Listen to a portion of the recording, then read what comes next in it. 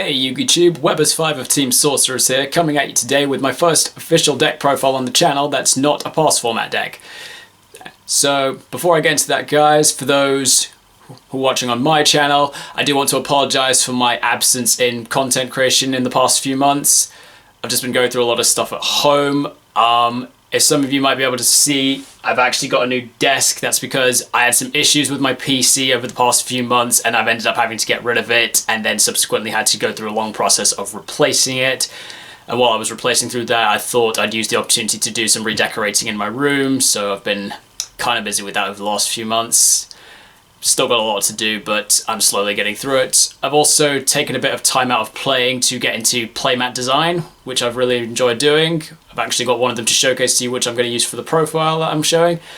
But without further ado, let's get into the profile of my Invoked Plunder Patrol.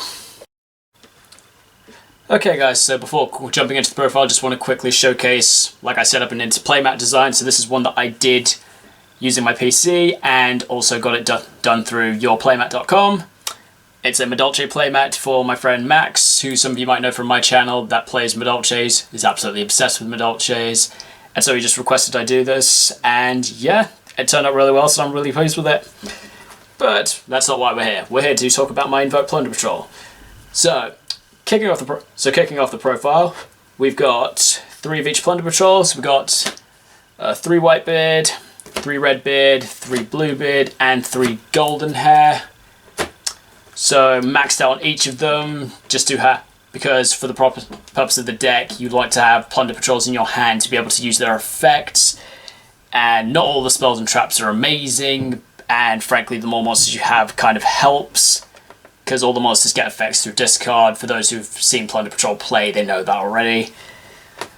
And I think the only one I wouldn't want to play at 3 is Redbeard, but I'm playing him at 3 because we need the resources and we don't have, oh, what's it called again?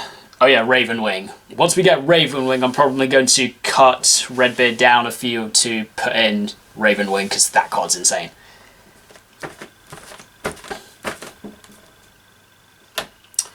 Next, for the Invoked engine, well, not exactly too much monster-wise, just 2 copies of Alistair. I was trying with 3, but it just was a bit too bricky and I didn't really have the space.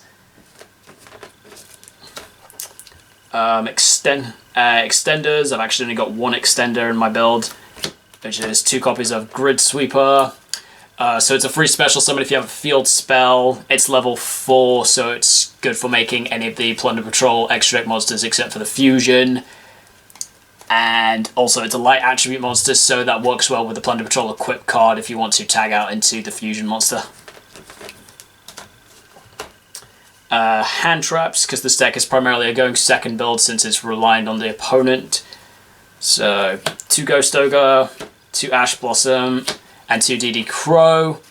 Just the 3 best hand traps, and each one has an attribute that you can abuse for the purposes of Plunder Patrol, as well as Invoked. So that's it for the monsters. Going into the spells, start with the Plunder Patrol spells. 3 Shipyard. So 3 copies of Shipyard. This is your basically searcher and attack boost. And then 2 copies of Shipping. Hate saying that name every time. So that's that's the fusion spell. It also lets you equip a Plunder Patrol from your deck to a monster you control. So that's quite useful. And then 3 of the equip card, Emblem. This gives the equip to a Plunder Patrol, lets you give it a 500 buff. It makes it immune to targeting. You can also send it to the grave to tag out the monster into a monster, to do a Plunder Patrol effect of tagging it out into something it shares an attribute with on field and grave. So, which is another good purpose of the hand traps, because it means if I hand trap on my opponent's turn, because I'm going second, I've now just set up something up in grave. If I equip Emblem to it, I can be like, cool, tag out into something I've got from one of my hand traps. 2 magical Meltdown for searching Alistair. And also pretty useful if I'm summoning the Plunder Patrol ship Lease, the fusion monster, so my opponent can't respond to the summon of that if I've got Meltdown. Then one invocation. It's typically what you do with invoked engines, unless you're going huge on it, but I'm not. So one invocation works fine. Then my remaining one-off spells, one terraforming. I've got like 5 field spells, so I might as well. One Called by the Brave, why not? One Monster Reborn, again, why not? Traps. 3 Plunder Patrol Booty. It's another method of, you know, manipulating attributes, as also lets you recover resources. And then 1 Plunder Patrol Party. So this is it's a draw spell that lets you draw equals the number of Plunder Patrol equips you have +1. Then you shuffle them. Then you shuffle cards from your hand into the deck equal to the same number that you drew, equal to the number of equips you control. Also has the effect engrave once per duel. If you summon a Plunder Patrol from your extra deck, you can equip this card to it with the effect that it gives the monster a 500 buff. So that's it for the main deck. Into the extra deck, playing the Plunder Patrols. 2 Blackbeard, 3 Mohawk, 2 Bran, and 3 Lise.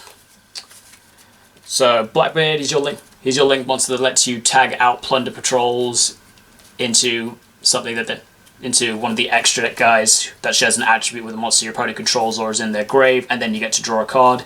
It's a quick effect, so it's really useful in the battle phase. Synergizes really well with Lise's effect. So Lisa's first effect is during the main phase in either turn, you can special summon a Plunder Patrol that's in your spell and trap zone. So if you do that in the main, phase, you can be like, okay, effective Lise, special summon, and then you go to your battle phase, attack, effective Blackbeard, tagger to change the monster that you just summoned into something else. Gives you a nice little attack gain. And then your main disruptors, Mohawk and Bran.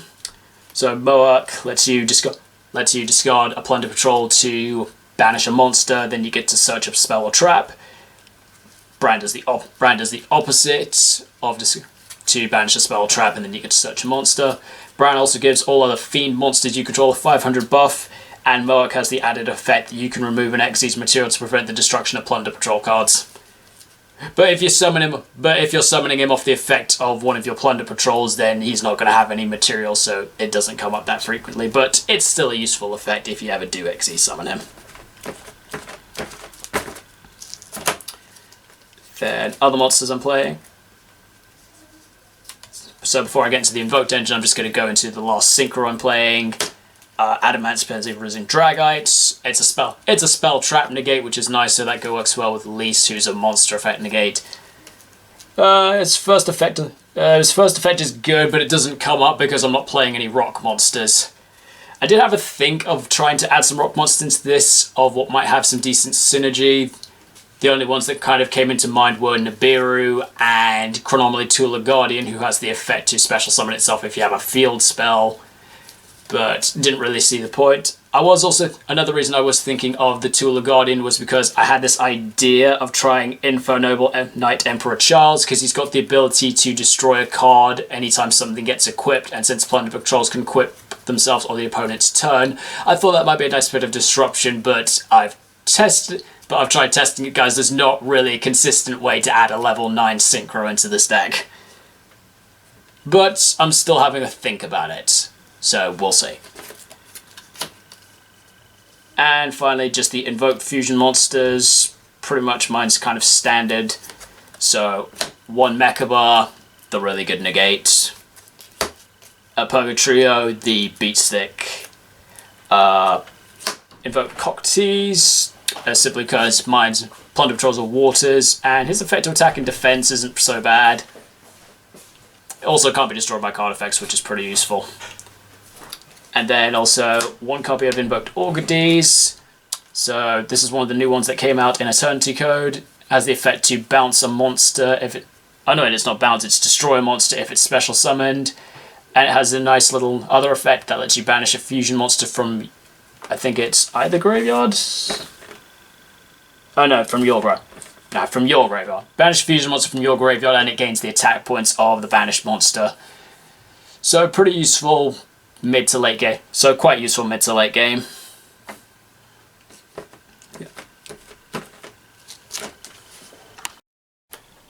Okay, so that's the profile, guys. Hope you all enjoyed it. Leave a comment down below of what you thought about it, and also naturally like the video as always if you enjoyed it.